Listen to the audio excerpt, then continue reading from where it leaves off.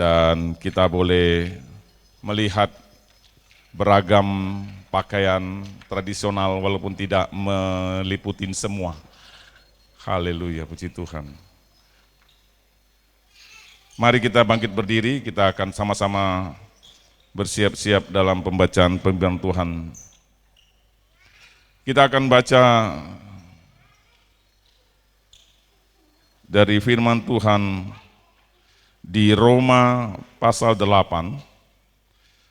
Roma pasal yang ke-8 ayat yang ke-16. Firman Tuhan tertulis. Kita baca Roma pasal 8 ayat yang ke-14 sampai yang ke-16. 2, 3.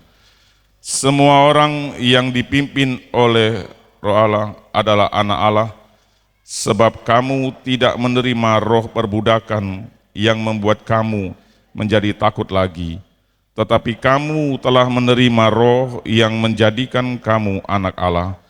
Oleh roh itu kita berseru, ya Aba, ya Bapa. Ayat 16, roh itu bersaksi bersama-sama dengan roh kita, bahwa kita adalah anak-anak Allah. Silakan duduk. Puji Tuhan. Mungkin bagi para orang tua melihat anak-anak kita berdiri di depan, kita tidak sadar bahwa mereka semakin bertumbuh, semakin besar.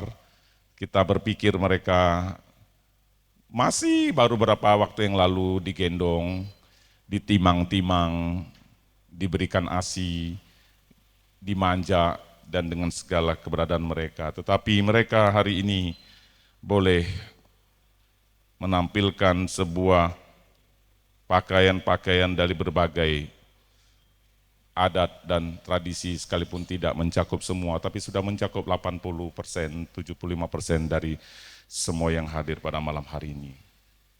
Saya dikasih seragam ini, saya pakai saja. Ada yang tahu ini seragam dari mana? Dari Jowo. Cuma Jowo yang bagian mana, saya pikir ini, saya cari-cari di Google, ini pakaian ini Jowo dari mana ini? Rupanya Jowo yang bagian-bagian, katanya kalau tidak salah, tolong dikoreksi, katanya bagian-bagian yang keraton dan sebagainya. Karena kalau yang abdi dalam mungkin yang seperti yang main keyboard itu katanya, tapi tidak berbeda kasta ya. Monggo nggih.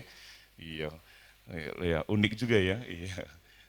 Kalau tadi di sini ada Chunli tadi yang lagi singer Chunli. Mana itu? Puji Tuhan ya. Tania bagus banget pakai baju Mandarin ya.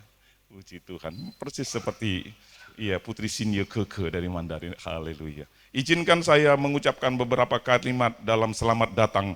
Selamat merayakan kemerdekaan Republik Indonesia. Tuhan Yesus memberkati kita semua. Bahasa Jawa Kromo, sugeng rawuh, sugeng rayakan dinten kamardikanipun Republik Indonesia. Gusti Yesus memberkahi kita sedoyo. Amin.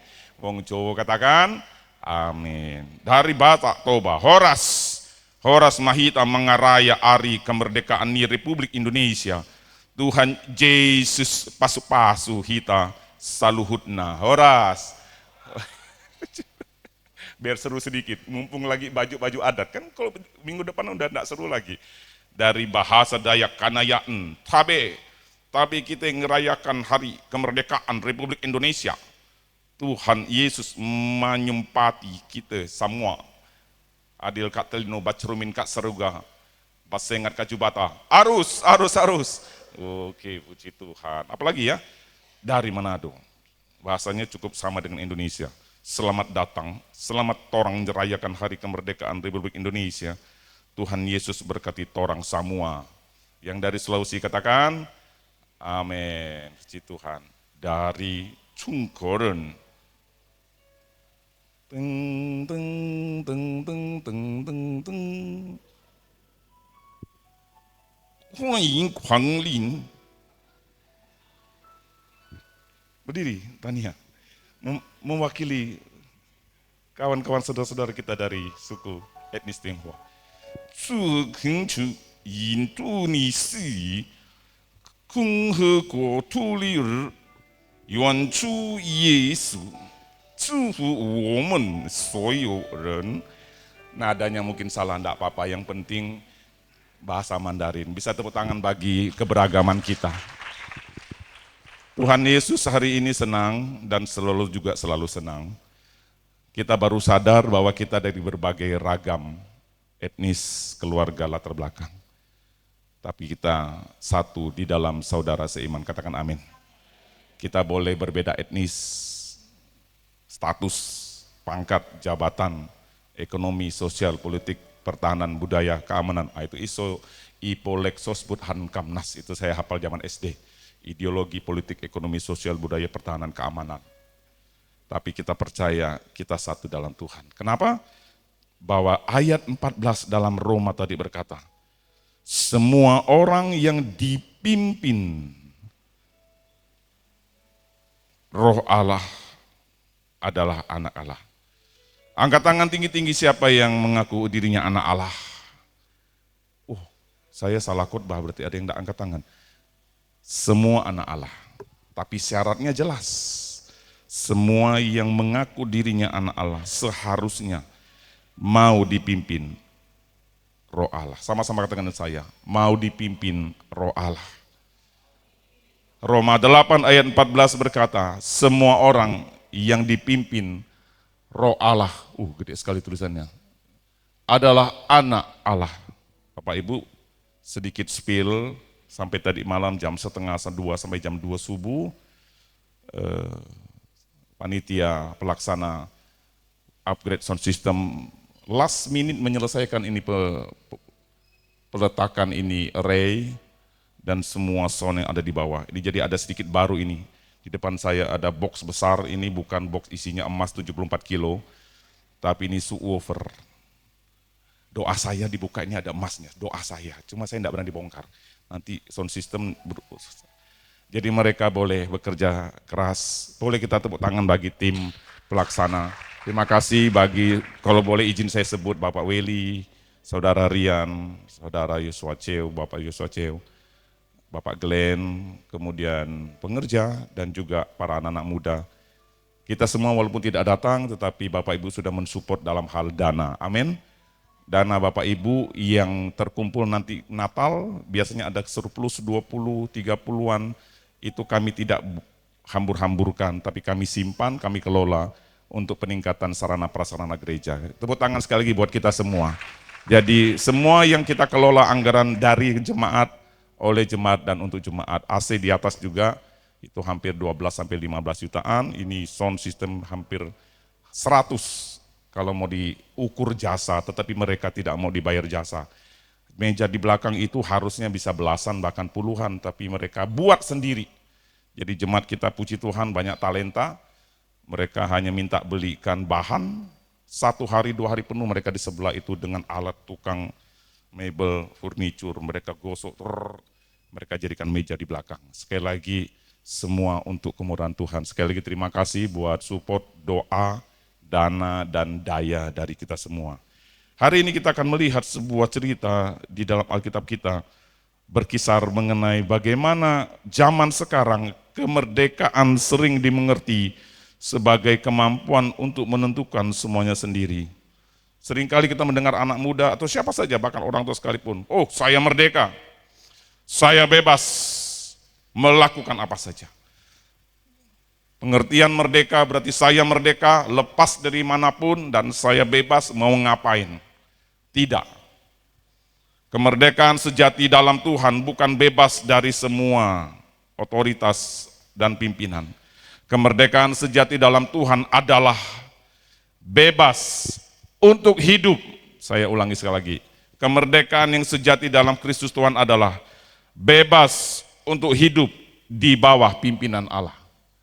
Bebas untuk hidup di bawah pimpinan Roh Allah, di bawah pimpinan Roh Kudus. Kenapa? Karena sebenarnya ketika kita mau melepaskan diri dari pimpinan Tuhan, mau melepaskan diri seolah-olah kungkungan dari aturan-aturan kehendak Tuhan, kita sebenarnya berpindah dari hamba seseorang yang kuat menjadi hamba yang lain. Dalam kitab Roma saya belum sempat untuk mengulas ini. Jangan jadikan kemerdekaanmu sebagai kesempatan untuk berbuat dosa. Itu nanti di Roma, ada waktunya kita akan bahas, mungkin hamba Tuhan yang lain juga akan membahas itu. Jadi kemerdekaan sejati dalam konteks firman Allah adalah kemerdekaan untuk bebas hidup di bawah pimpinan Tuhan. Bebas dari rasa bersalah, bebas dari masa lalu yang pahit, bebas dari kecanduan. Suratan Paulus berkata, segala sesuatu boleh, tetapi tidak segala sesuatu berguna. Segala sesuatu boleh, tapi tidak segala sesuatu membangun. Sehingga kita percaya perkataan bebas dan merdeka dalam konteks Alkitabiah adalah bebas untuk kita terus maju, bergerak bersama pimpinan Tuhan. Katakan amin. Dalam konteks ini Roma 8 ayat 14 sudah jelas, semua orang yang dipimpin Roh Allah adalah anak Allah. Kalau kita bikin antitesis dari kalimat ayat ini, jelas siapapun yang mau mengaku dirinya anak Allah, dia harus mau dipimpin oleh Roh Tuhan. Amin. Kalau kita ganti ini menjadi kalimat yang negatif, siapapun yang tidak dianggap anak Allah, berarti semua orang yang tidak mau dipimpin oleh Roh Tuhan.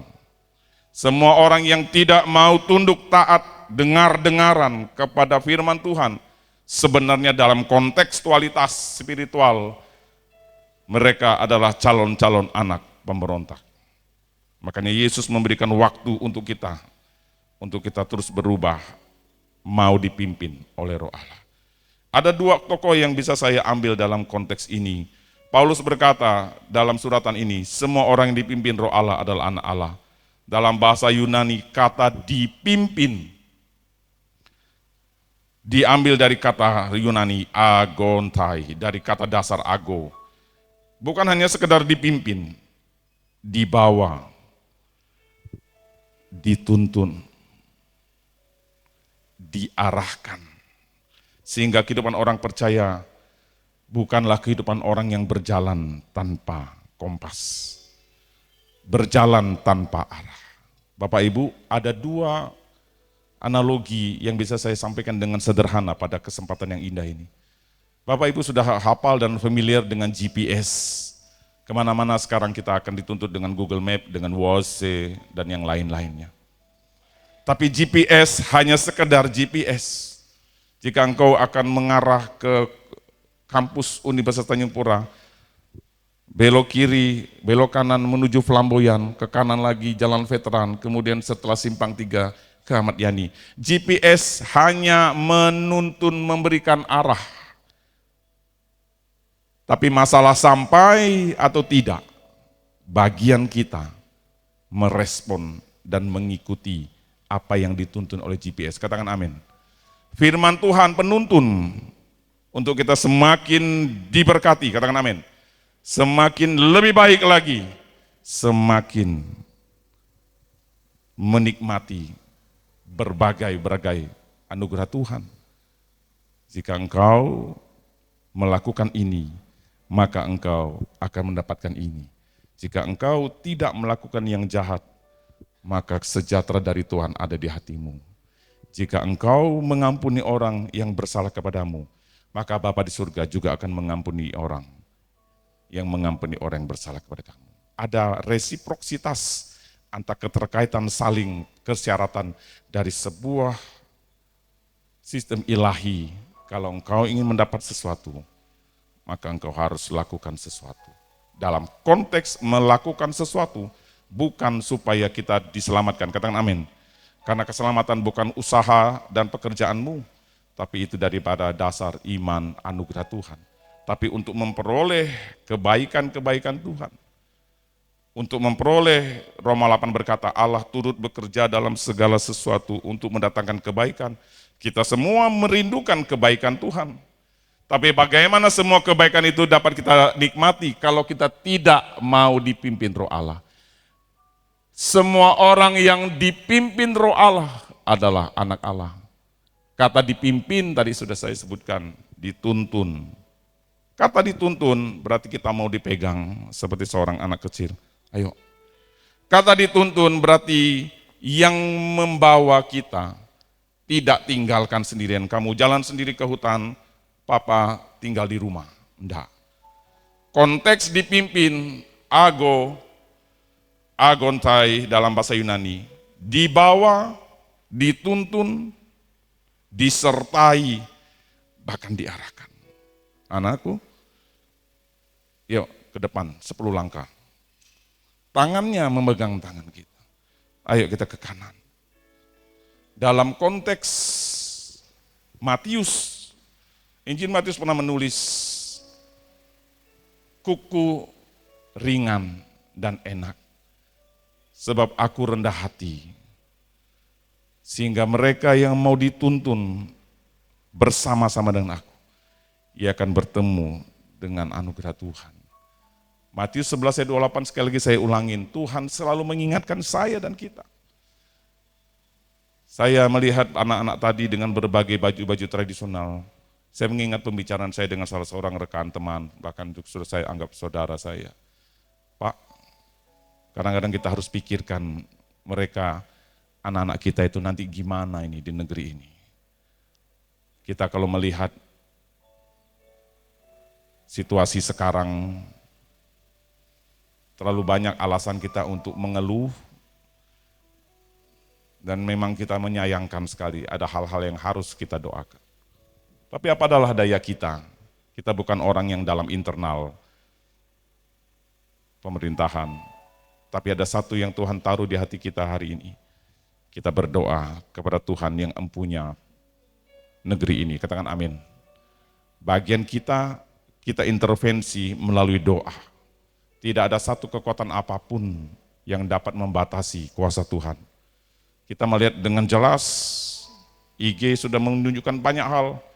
Kita sebentar juga akan berdoa untuk Nusa Tenggara Timur. Kita jangan abai juga dengan bencana-bencana yang ada di sekitar kita. Mungkin kita berpikir, Pontianak aman, siapa bilang? Kita tidak gempa, tapi asap.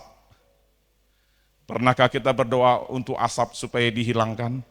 Saya percaya sekian ratus orang ini, 200-300 orang, kalau berdoa dalam satu momen yang sama, Tuhan pasti dengar, katakan amin. Satu orang berdoa dengan iman sebiji sesawi saja, gunung dapat dipindahkan, apalagi iman sekian ratus orang. Ada sebuah ungkapan yang bagus sekali. Biar sedikit agak melo sedikit.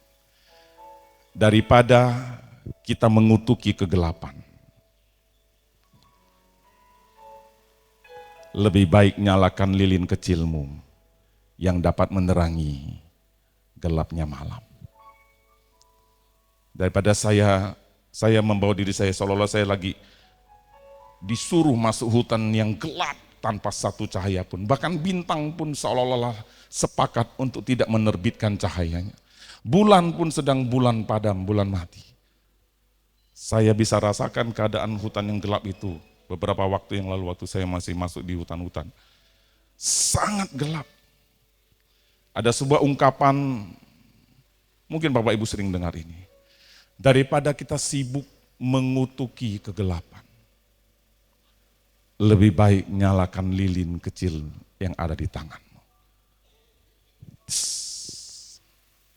Satu orang nyalakan.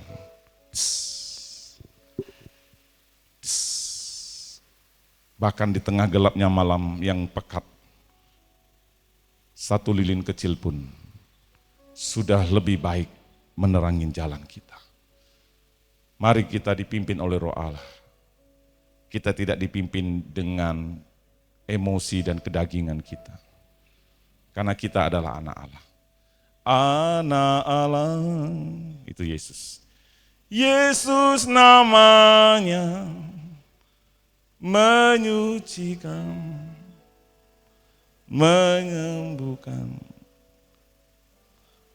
Dia telah mati, tebus dosaku, kubur kosong membuktikan dia hidup. Bapak Ibu, pengharapan kita, maaf, bukan ada di dunia ini. Pengharapan kita bukan kepada pemerintahan saja yang terbatas dengan segala keterbatasan mereka. Dan saya tidak pernah ketemu satu orang pemimpin, baik gubernur, wali kota, presiden, yang tidak ada batasannya. Selalu ada yang dapat kita sorot tentang keterbatasan satu demi satu. Sebut saja mulai dari zaman Soeharto sampai hari ini. Bahkan kita capek mungkin dengar di medsos ahli-ahli ekonomi nanti bulan Desember, November, wah tahun depan suram, masa depan gelap, ekonomi susah. Tapi sampai hari ini kita masih ada tuh berdiri, walaupun mungkin menghadapi berbagai kesulitan, tapi kita masih eksis, benar? Coba dengarkan pengamat ekonomi. Belum pernah kita ketemu medsos pengamat ekonomi 100% bilang masa depan kita cerah, terang benderang, penuh dengan harapan. 100% loh ya, nggak ada. Minimal 1-2 orang pasti akan bilang, gelap, cemas. 2045 bukan Indonesia emas, Indonesia cemas sekarang. Saya mau kasih clue, hidup ini adalah pilihan. Kita mau ikut pesimisme orang sehingga membuat hormon negatif meluncur dalam hati dan pikiran kita, sehingga kita semakin capek, lelah, letih, dan sakit. Atau kita dengarkan firman Tuhan. Semua orang yang dipimpin Roh Allah adalah anak Allah. Kita lihat sekarang Kejadian pasal 39 untuk melengkapi tokoh Alkitab Perjanjian Lama. Dari sini prolog untuk masuk dalam kisah Yusuf. Saya tidak ambil kisah Yusuf bagaimana dia bebas digoda oleh tante girang, tante Potifar maksudnya. Jadi tante girang bukan hanya sekarang ya, zaman dulu sudah ada tante girang. Kejadian 39 ayat 2 kita baca sama-sama, 2-3. Kejadian pasal 39 ayat 2. 2-3. Tetapi Tuhan menyertai Yusuf sehingga ia menjadi seorang yang selalu berhasil. Garis bawahi, selalu berhasil. Ini ya impian kita ini sebagai anak Tuhan. Dalam pekerjaannya. Maka tinggallah ia di rumah tuannya, orang Mesir itu. Saya garis bawahi, Yusuf tidak berada di istana kepunyaannya. Dia tidak duduk dalam singgasana raja, sang maharaja yang dihormati oleh seluruh penduduk bumi. Dia seorang budak. Dia seorang hamba sahaya. Budak zaman konteks Yusuf ini ditulis adalah seseorang yang tidak berharga dalam menentukan nasibnya. Kalau tuan yang punya Yusuf sudah bosan, katakanlah, aduh udah bosan lihat kamu, dia datang ke jurang, katakanlah dia masuk ke pegunungan Sinai, buang, dilempar ke jurang, mati. Tidak ada Komnas HAM yang kejar itu tuan, atau dari Bareskrim, atau dari semua mengusut, enggak ada. Karena memang budak itu harganya sudah dipegang utuh sang tuan. Dia mau dieliminasi, mau dimatiin, mau dibuang, mau ditinggalkan di hutan sendirian, tidak dipakai lagi di rumah, itu sudah tidak bisa diganggu gugat. Tidak ada satu keputusan yang dapat mengubah dari prinsip tuan dan budak zaman ini. Jadi ketika kita melihat konteks Alkitab, mereka menjadi hamba atau budak. Dalam hal ini Yusuf dipekerjakan di rumah Potifar, mungkin sebagai pembantu. Dan karena dia dibeli, ayat 1 coba perhatikan, kita baca konteksnya supaya kita paham konteks dekatnya. Adapun Yusuf, ayat 1, sama-sama kita baca 2-3. Adapun Yusuf telah dibawa ke Mesir dan Potifar seorang Mesir, pegawai istana Firaun, kepala pengawal raja, membeli dia dari tangan orang Ismail yang telah membawa dia ke situ. Di sini tersirat, Yusuf dibeli. Zaman dulu kalau sudah beli, yang membelinya berhak ngapa-ngapain terserah. Nggak boleh ada satupun institusi, lembaga, orang, ormas apapun datang ke rumah dari Tuan Yusuf ini, Potifar, untuk membela hak asasi Yusuf. Tapi Yusuf menarik sekali. Dia ditulis di ayat 2 tadi. Tetapi Tuhan menyertai Yusuf. Cerita Yusuf kita tahu, dia orang yang luar biasa tentang seseorang contoh yang tetap berjalan dalam pimpinan Tuhan, walaupun hidupnya tidak berjalan sesuai rencana. Yusuf. Dalam segala keadaan, waktu ku kuat maupun lemah. Lagu ini katakan apa? Tetap Yesus yang mempesona hatiku. Yusuf adalah contoh luar biasa dari sekian banyak contoh Alkitab yang memilih untuk tetap dipimpin oleh Tuhan, yang tetap memilih untuk berjalan dipimpin dalam kontekstualitas rencana Tuhan. Kerinduan dia pasti seperti kita, cepat-cepat lepas dari perbudakan, cepat-cepat dibeli lunas oleh orang lain dan orang itu membebaskan. Ada caranya membebaskan budak. Kira-kira kalau si budak ini dibeli sama Tuan A, katakanlah Alibaba, kemudian datanglah Tuan Acong dari Jalan 28 Oktober membeli Yusuf. Dia beli, dia kasih nota lunas, Tuan Acong membawa budak ini. Dan Tuan Acong ngomong begini, mulai sekarang kau boleh bebas menjadi orang merdeka. Itu. Yesus telah membeli lunas kita dari perbudakan dosa, katakan amin. Dengan darah yang mahal, kita sekarang boleh berkata, Dirgahayu Republik Indonesia ke-81. Tapi kita belum pernah bertempur menghadapi penjajah Belanda dan Jepang. Kita masih bisa mungkin sambil duduk dan sambil main HP ketika kita mendengar berita tentang kemerdekaan. Kita mungkin masih bisa duduk sambil ongkang-ongkang kaki, main loko di warung kopi. Sambil, oh iya ya kita merdeka hari ini ya, iya. Hanya begitu. Oh iya ya kita merdeka, terima kasih ya sudah memerdekakan kami. Segitu entengnya kah? Pernahkah kita membayangkan jerih lelah mereka? Pahlawan-pahlawan tak dikenal. The undefined name heroes. Pahlawan tanpa tanda jasa. Pahlawan yang bahkan mungkin kuburannya pun tidak dimakamkan di Taman Makam Pahlawan. Tidak dimasukkan dalam the Hall of Fame, the true heroes of Independence Day Republik Indonesia. Bahkan anak-anak dan keturunannya tidak ada karena dia belum sempat nikah.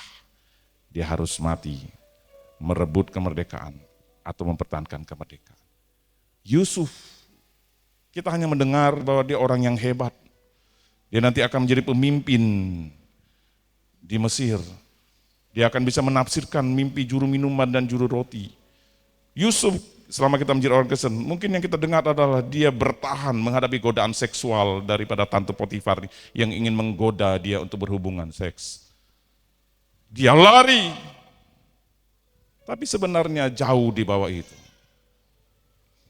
Dia dimulai ayat 2. Boleh ditampilkan lagi ayat 2. Ini salah satu kunci utama Yusuf bisa berhasil. Kejadian 39 ayat 2. Bagian A. Tetapi Tuhan, sama-sama katakan dengan saya, 1, 2, 3. Tetapi Tuhan menyertai Yusuf. Ya sambil di situ saja. Sekalipun badai topan datang menerpa, ku kan terang kaulah. Atau seperti Mazmur 23. Tuhan adalah gembalaku, takkan kekurangan sekalipun aku berjalan dalam lembah kekelaman. Saya senang salah satu ayat favorit saya ini Mazmur 23. Sekalipun aku berjalan dalam lembah kekelaman. Apa yang dikatakan dalam Mazmur 23? I'm never afraid. Aku tidak pernah takut. Kenapa? Karena Engkau menyertai aku. Sadrak, Mesak, Abednego, apakah takut diancam akan dilempar di api yang panas 7 kali lipat? Tidak. Dia berkata dengan lantang, bukan menantang. Dia berkata dengan tegas karena mereka punya keyakinan. Sekalipun Tuhan yang kusembah dapat menolong, dia dapat menolong. Tapi sekalipun Tuhan tidak menolong dalam konteks dalam peristiwa itu, aku tidak akan menyangkal imanku kami dan menyembah berhala. Itu raja itu ngamuk. Dia bilang, panaskan api 7 kali lipat. Mukanya merah padam dengan marah. Mereka tetap tenang. Kenapa mereka tenang? Mazmur 62 berkata, hanya dekat Allah saja. Hanya dekat Allah saja, aku tenang. Daripada nyala keselamatanku, Yusuf, dia selalu berhasil dalam pekerjaannya. Oh, Bapak Ibu pikir Yusuf belum sudah langsung dikasih pekerjaan yang mulia, yang ditinggikan orang? Tidak. Dia jadi jongos, jadi pembantu keluarga Potifar. Bapak Ibu jangan pikir rumah zaman dulu kecil-kecil tipe 36. Rumah zaman dulu paling besar, paling kecil tipe 100-an. Halamannya luas. Mungkin kalau zaman sekarang ada pohon durian di depan, pohon cempedak di sebelah kiri, sebelah kanan langsat, di sebelah kolam lele, di sana. Dan mereka kerjakan itu persis seperti perumpamaan Yesus di dalam Injil. Kalau mereka belum disuruh makan, jangan coba-coba berhenti, ambil piring, ngambil makan, selesai. Mereka akan diusir, paling jahat dieliminasi. Jadi mereka bekerja sampai Tuhan berkata, tuannya, stop, makan. Makan pun tuannya bilang begini, cepat makan, habis ini kerjakan lagi. Namanya saja budak. Dan Yusuf mengerjakan itu dengan senang hati. Karena dia tahu ada Tuhan yang menyertai saya. Yusuf tidak mengendalikan semua keadaan. Tapi Yusuf membiarkan Tuhan mengendalikan arah hidupnya. Nah, ini bagus banget nih. Yusuf kita tidak mampu mengendalikan masa depan. Ada yang bisa mengendalikan masa depan? Bapak Ibu, saudara-saudara, anak-anak muda, ada yang sudah tahu 7 hari lewat 14 jam dari hari ini saya lagi ngapain, di mana ada? Tolong kasih tahu saya mau angkat jadi penasihat senior GPD Gama 45. Om, saya tahu Om, 15 hari lewat 2 jam dari ini, Om akan menikmati ini, akan mendapatkan ini. Keren. Kecuali memang dalam konteks tertentu, dalam karya Roh Kudus, ada seseorang, lebih dari 2 atau 3 orang di tempat dan waktu yang berbeda mendapat ilham roh, karena nubuat, itu bisa saja terjadi. Tapi tanpa karya Roh Kudus, tiba-tiba dia bisa menerangkan apapun juga kepada kita, hati-hati.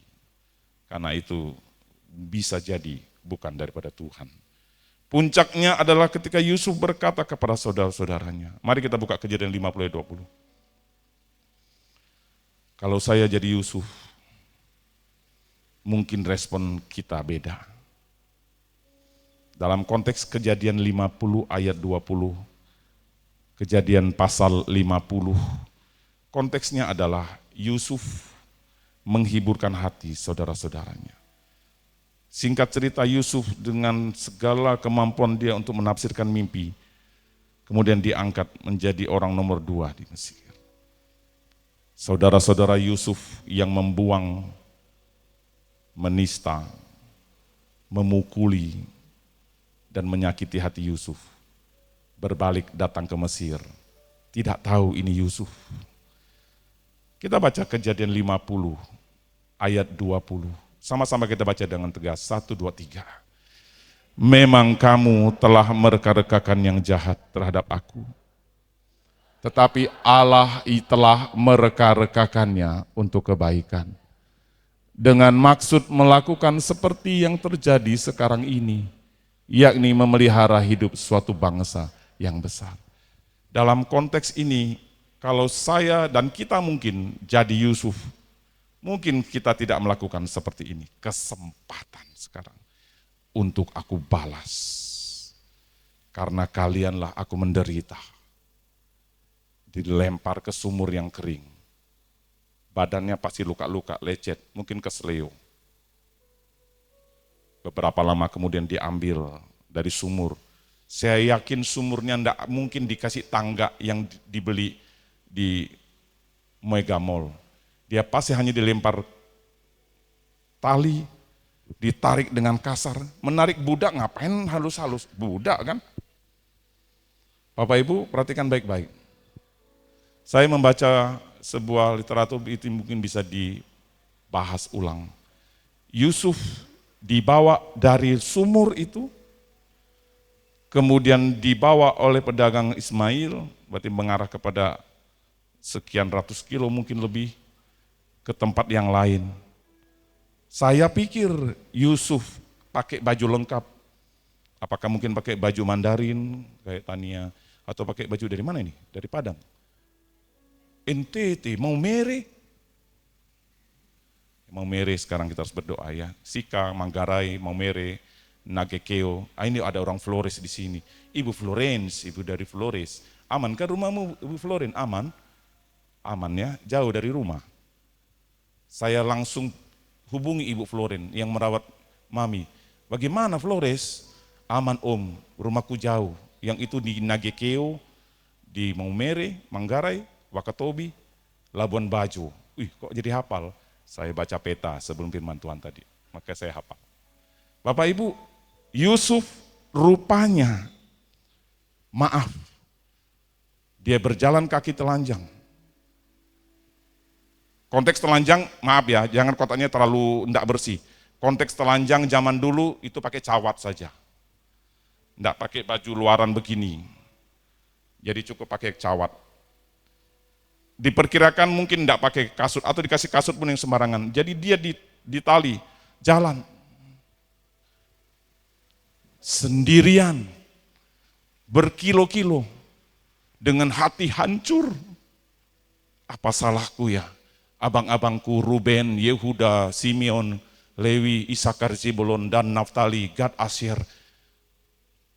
Kenapa aku begini? Kenapa abang-abangku menista aku semua nih?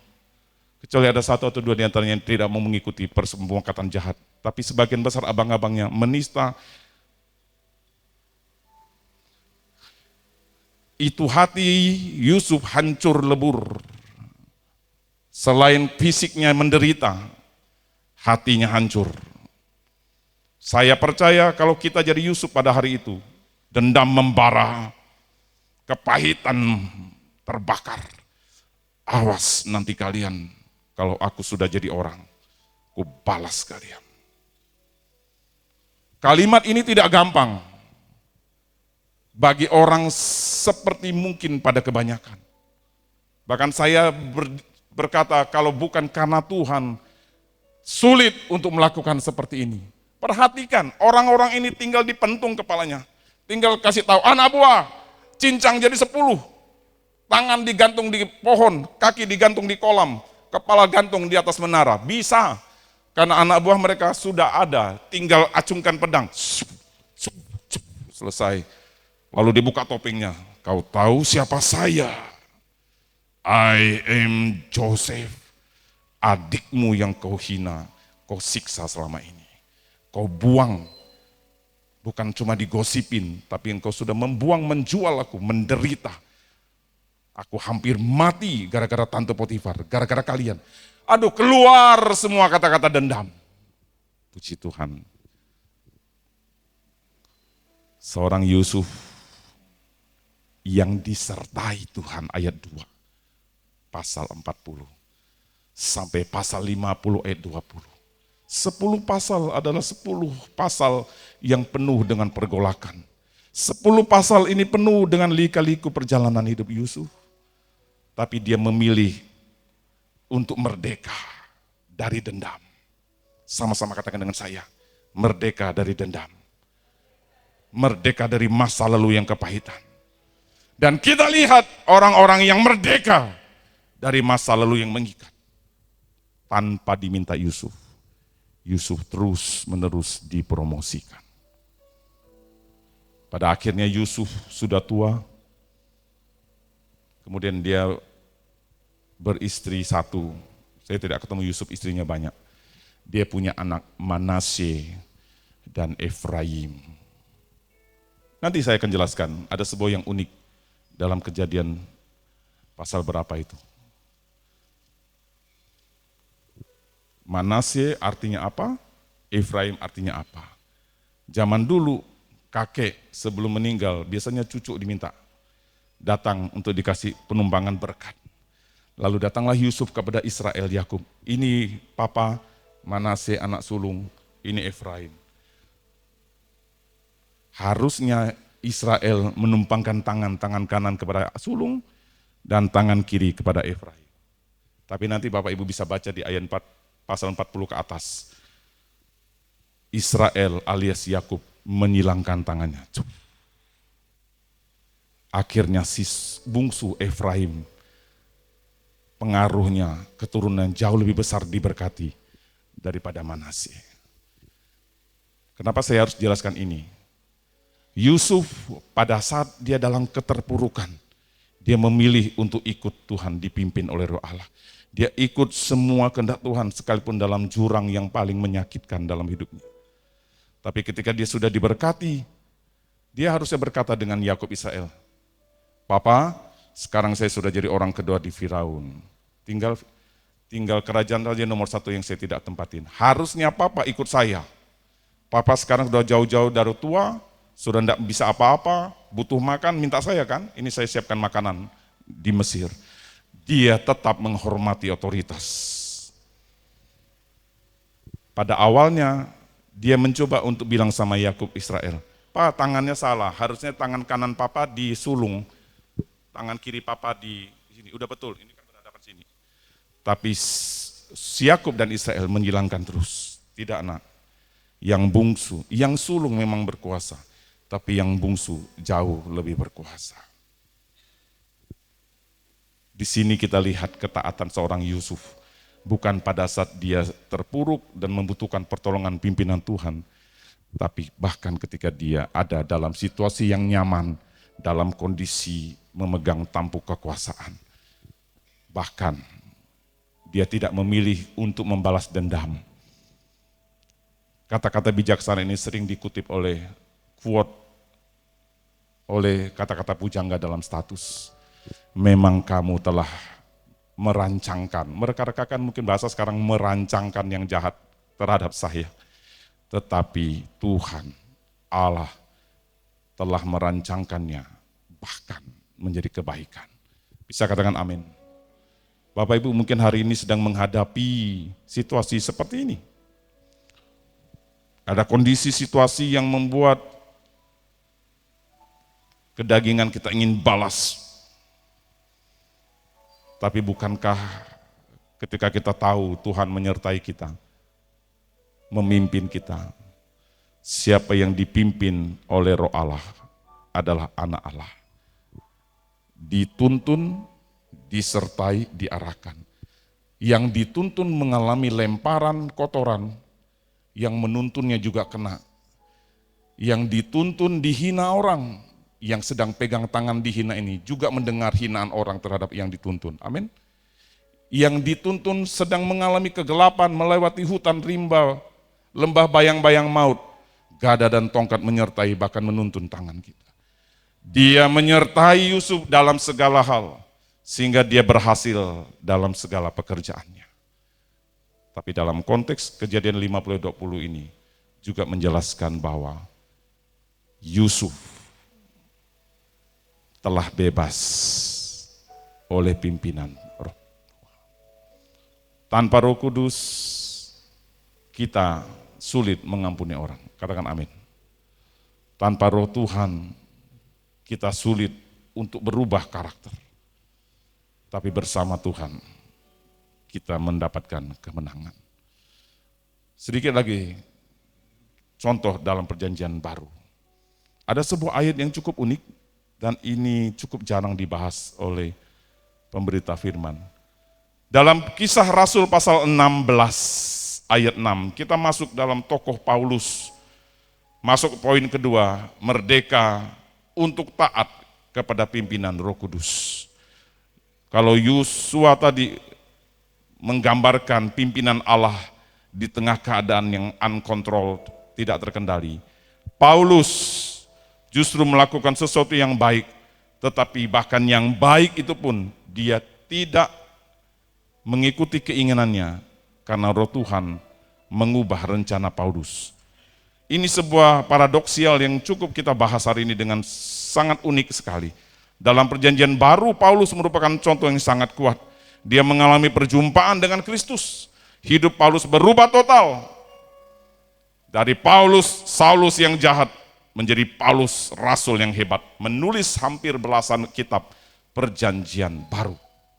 Tapi perhatikan ayat ini. Kita buka Kisah Para Rasul pasal 16 ayat yang ke-6. LCD, mohon cepat. Kisah Rasul pasal 16 ayat yang ke-6 dan ke-7. Kita baca sama-sama. 1, 2, 3. Mereka melintasi tanah Frigia dan tanah Galatia karena Roh Kudus mencegah mereka untuk memberitakan Injil di Asia. Ayat 7. Dan setibanya di Misia, mereka mencoba masuk ke daerah Bitinia, tetapi Roh Yesus tidak mengizinkan mereka. Bapak Ibu bisa lihat kalimat yang agak unik, paradoks. Ayat 6, silakan ditampilkan. Roh Kudus, sama-sama kita baca, 2, 3. Karena Roh Kudus mencegah mereka memberitakan, yang diberitakan apa?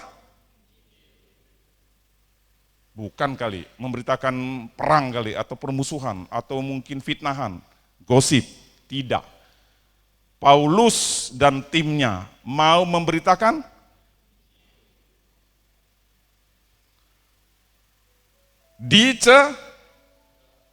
siapa yang mencegah? Pikirkan 30 detik. Adakah yang salah dengan ayat ini? Menginjil dicegah. Ayat 7, mau masuk daerah Bisia, Roh Yesus tidak izinkan. No. Bisakah kita merespon ini dengan dewasa? Apa? Saya mau menginjil Tuhan, kenapa dilarang? Saya mau memberitakan penginjilan di daerah Bitinia, kenapa Roh Yesus, Roh Tuhan, Roh Kudus tidak mengizinkan? Bapak Ibu pernah baca ayat ini? Paham artinya? Ini bukan berarti dikotomi antara jelek dan baik. Ini perbedaan antara yang baik dan yang sangat baik. Katakan amin. Paulus mau melakukan yang baik, katakan amin. Tapi Roh Kudus mengarahkan kepada yang jauh lebih baik, katakan amin. Jadi intinya, jangan pakai ayat ini berkata begini, oh Roh Kudus tidak suruh saya menginjil. Maaf, bukan konteks penginjilan yang tidak diizinkan Roh Kudus. Buka sekali lagi ayat 6. Roh Kudus mencegah mereka. Katakan amin. 1, 2, 3. Roh Kudus mencegah mereka. Niat Paulus dan tim baik enggak? Baik. Mau melakukan tanda petik seolah-olah seperti kehendak Tuhan? Ya. Ini yang mind blowing banget ya. Bahasa anak-anak milenial kan gitu. Ini mind blowing banget ini. Pencerahan banget buat kita juga. Seringkali kita berkata atau menduga kalau Tuhan mencegah berarti yang ini buruk, baik. Ini jahat, bagus. Ini busuk, harum. Tidak selamanya begitu. Seringkali perbedaan antara baik, dan lebih baik. Katakan sama-sama saya. Baik, dan menurut Tuhan ini lebih sangat baik. Jadi dalam konteks ini cepat saja karena waktu, Paulus tidak disuruh Tuhan untuk menginjil Frigia dan Galatia. Berarti Paulus juga manusia. Bukan setengah dewa. Dia juga bisa, bukan keliru, dia juga bisa mendengar kata hatinya sendiri. Kesimpulan sendiri. Kalau menginjil kan bagus, berarti saya bisa menginjil kemanapun. Saya bisa masuk daerah Frigia dan Galatia, daerah Asia. Tapi waktu mereka baru mau belok ke daerah Frigia dan Galatia, Roh Kudus bilang, jangan, mencegah. Mereka lewat lagi daerah ayat 7, Misia. Untuk masuk daerah Bitinia, Roh Tuhan, Roh Yesus tidak izinkan. Kenapa? Kita baca ayat 8, ini jawabannya. Setelah melintasi Misia, mereka, Paulus dan tim, sampai di Troas. Ayat 9, pada malam harinya, tampaklah oleh Paulus suatu penglihatan. Ada seorang Makedonia berdiri di situ dan berseru kepadanya, katanya, menyeberanglah kemari dan tolonglah kami. Dia melihat benar-benar? Tidak. Dia melihat dalam suatu penglihatan. Ini menarik sekali. Frigia, Galatia, Misia, Bitinia ada di Asia. Tapi Roh Kudus menuntun Paulus dan tim untuk pada saat itu dalam konteks ayat ini, mereka harus pergi ke Eropa, menyeberang Laut Mediterania. Makanya ada kata, menyeberanglah kemari dan tolonglah kami. Ini Paulus bukan lihat di seberang sungai Kapuas, bukan. Ini dalam penglihatan, dalam doa mungkin. Ada seorang Makedonia di Troas berkata, tolonglah kami. Kami sangat membutuhkan Injil Kristus mungkin. Roh Kudus tahu mana yang terbaik buat kita, katakan amin. Tuhan tahu mana yang terbaik buat kita. Tepat waktu dan cara. Apakah kita tidak tahu Asia akan diselamatkan? Oh, siapa bilang? Suatu hari Paulus juga ke Efesus di Asia. Pergamus, Kapadokia, Filipi, semua kota-kota Asia kecil. Bahkan Paulus nginap di Efesus 2 tahun sampai 3 tahun. Jadi Asia bukan dilarang untuk diinjili. Tapi pada konteks ini, Paulus taat, dipimpin oleh Roh Tuhan. Sekalipun dia melakukan yang baik atau yang lebih baik. Perhatikan baik-baik. Dalam hidup jangan mudah mendikotomi sesuatu hal. Contoh, kamu tidak hitam. Berarti apa? Putih. Salah.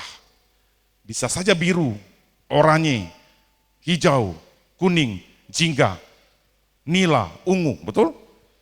Bukankah biru bukan putih?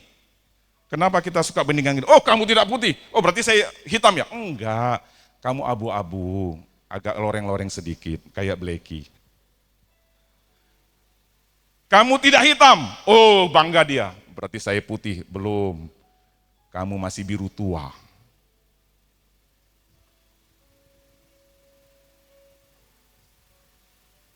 Ada orang yang begini aja dapat duit banyak. Tidak banyak ngomong. Siapa itu? Bapak Ibu lebih hafal. Jadi Paulus dalam konteks ini mengingatkan saya. Ketika kita mau dipimpin oleh Roh Tuhan. Ada kalanya beberapa pilihan yang baik. Tapi Tuhan bawa kita pilihan yang terbaik. Katakan amin. Ada kalanya kita merasa ini pilihan yang sudah oke. Tidak melanggar aturan. Tidak menyebabkan kriminalitas hukum positif dilanggar. Bapak Hakim tidak akan perlu ketok palu dan tidak perlu dissenting opinion. Karena kamu memang melakukan yang baik. Tapi kalau engkau mau ikut suaraku, kata Roh Kudus, ini yang terbaik. Tuhan kalau memberi anugerah kepada kita, tidak alang-alang, tidak nanggung-nanggung. Dia berikan yang terbaik. Siapa itu? Yesus Kristus. Dia bukan hanya ngomong dari surga, hai anakku percayalah kepadaku maka kamu akan selamat. Tidak. Dia harus turun ke bumi. 30 tahun dia menjadi tukang kayu. Kemudian masuk dalam pelayanannya selama 3,5 tahun. Kemudian dia masuk dalam penderitaan salib. Semua dia kerjakan dengan timingnya Tuhan. Kalau Tuhan masuk dalam timingnya agenda, menunggu 30 tahun, melayani 3,5 tahun, kemudian menebus kita dengan keselamatan yang tak ternilai harganya itu. Kenapa kita mau cepat-cepat lompat pagar, membypass waktunya Tuhan. Terlalu lama Tuhan, aku tidak sabar. Yesus saja sabar nunggu 30 tahun sebelum dia melayani kita. Amin. Jadi apa Yesus? Jadi tukang kayu. Jadi apa Yesus? Sebagai anak tukang kayu. Hari-harinya hanya dipenuhi dengan angkat kayu. Makanya saya percaya Yesus badannya pasti bagus. Karena dia kerja buat kayu. Dia tidak duduk-duduk rebahan nonton drakor dari jam 6 pagi sampai jam 6 sore. Terus ke dapur, Mama, Maria, ya ada makan enggak? Makan, aum. Nanti masuk lagi kamar, baring. Sampai nunggu, aduh masih 2 tahun umurku. Belum 30 tahun, menurut kabar dari Bapak, saya pelayanan tunggu 30 tahun. Jadi dia selama 30 tahun dia duduk-duduk, enggak ngapa-ngapain. Rebahan, duduk-duduk di bawah pohon, sambil minum kopi. Enggak. Dia kerja.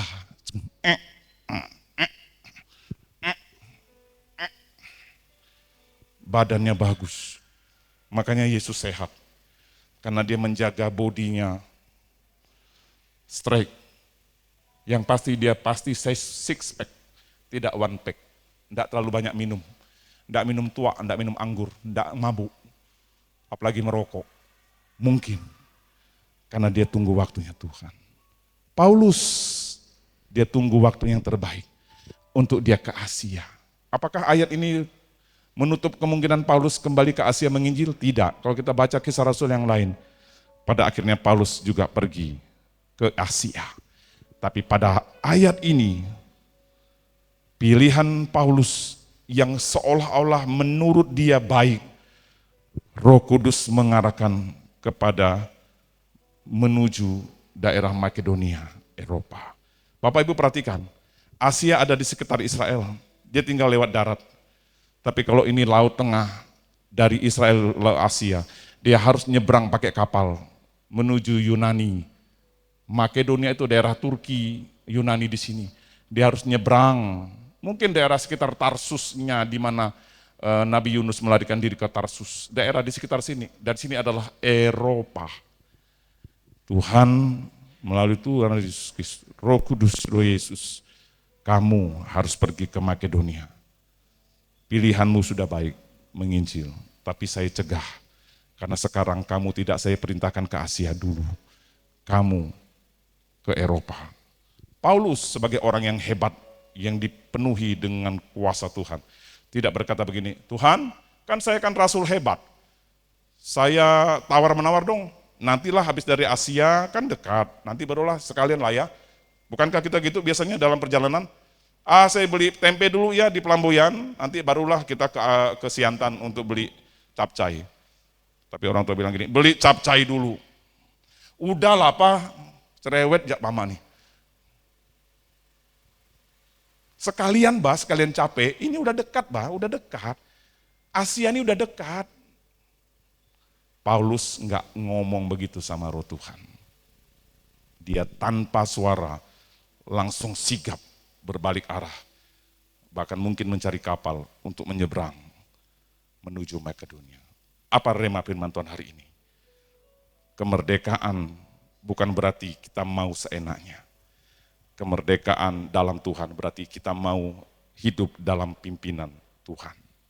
Sekalipun mungkin pilihan yang diambil adalah pilihan dari buruk menjadi baik, itu lebih enak. Tapi yang agak sulit adalah pilihan antara yang baik, tapi Tuhan maunya kita lakukan pilihan yang lain yang jauh lebih baik. Ingat, ini sangat mind blowing banget. Kalau Yusuf udah jelas, antara mau memecahkan dendam atau mengampuni, udah jelas. Kita orang Kristen akan pasti bilang ini mengampuni, betul? Gampang pilihannya, karena dari membalas jahat dengan mengampuni. Tapi kita masuk konteks yang kedua, ada kalanya pilihan Tuhan, ini baik, menginjil ke Asia, Bitinia, Frigia, Galatia, tapi ini jauh lebih penting dan mendesak. Engkau harus bayar harga, berlayar naik kapal sekian minggu. Ingat, zaman dulu kapal tidak pakai mesin diesel, apalagi tenaga nuklir. Mungkin Paulus ngomong begini, wah iya sih menginjil sih, jauh juga bro, ninggalkan keluarga ini, berminggu-minggu ini hanya untuk menginjili daerah yang tidak aku kenal.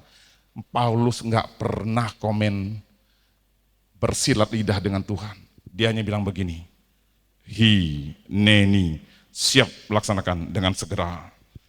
Dia bergerak, dia melangkah, sekalipun itu tidak dalam konteks apa yang dia mau pada hari itu.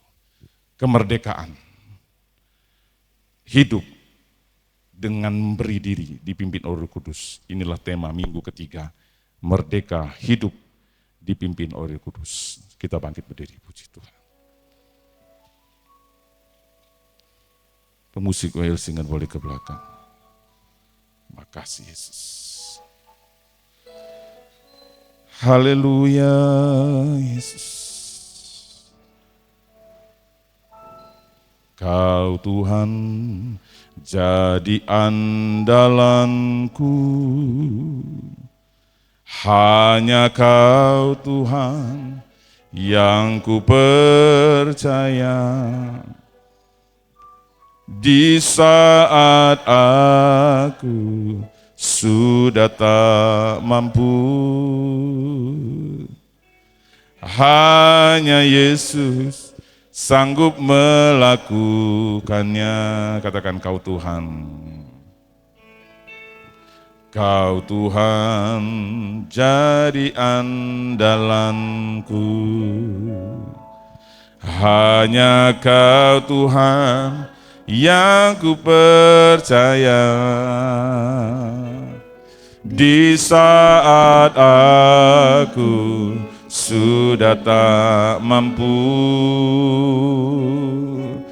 hanya Yesus sanggup melakukannya.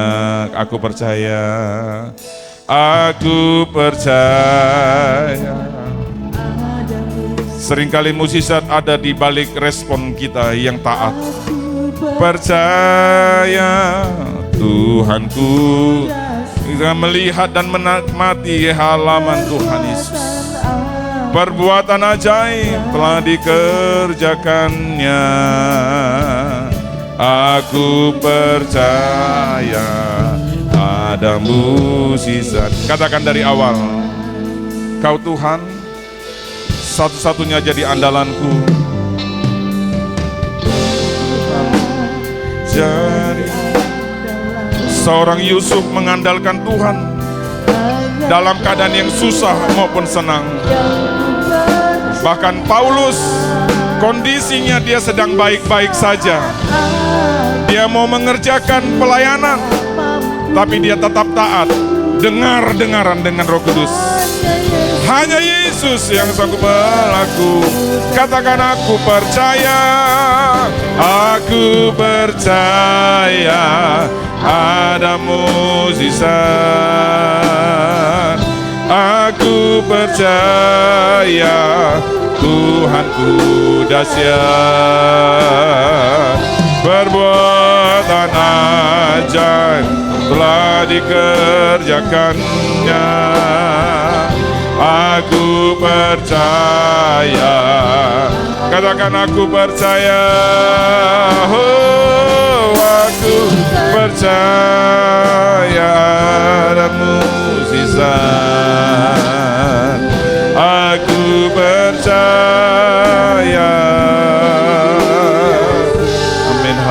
haleluya. Ajaiblah diberikannya, aku percaya. Sekali lagi katakan, aku percaya. Ada mukjizat,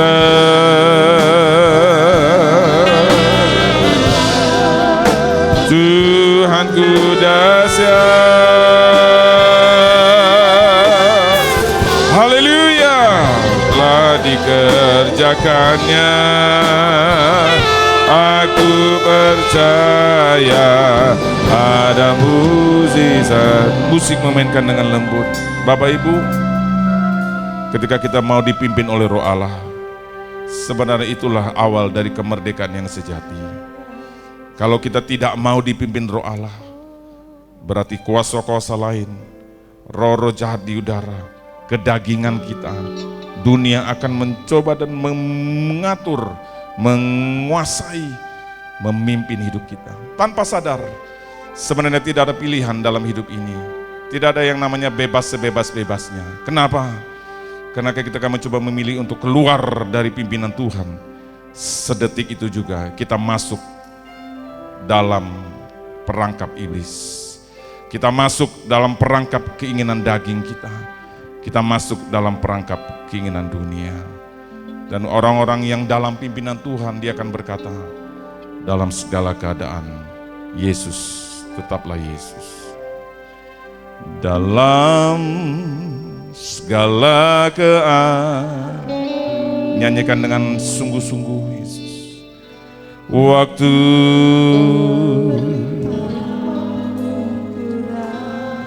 bayangkan kehidupan Yusuf di tengah-tengah perjuangan dia.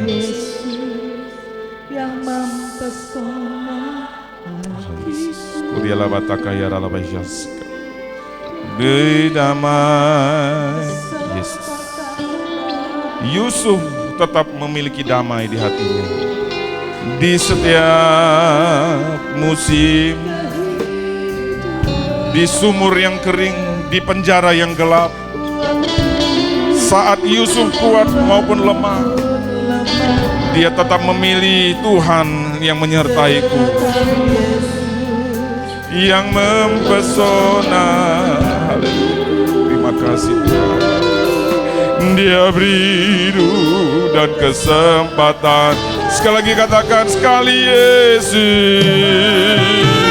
Yesus, selamanya Yesus.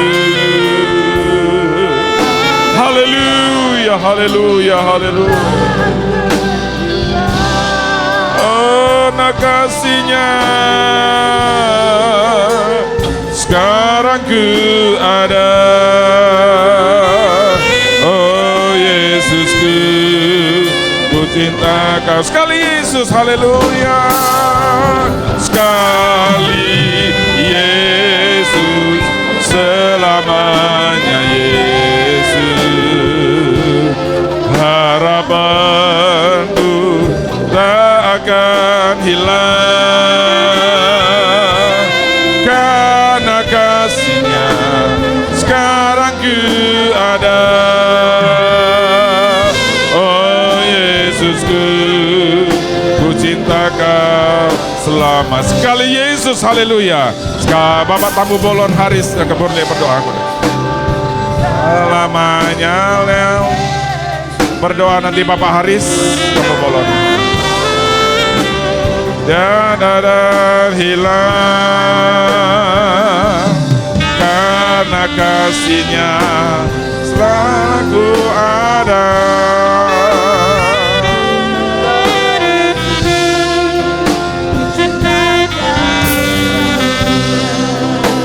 Sekali Yesus, selamanya Yesus.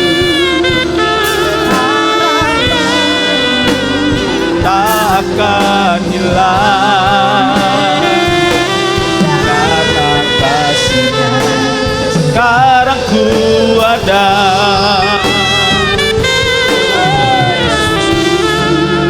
Ku cinta Kau selamanya.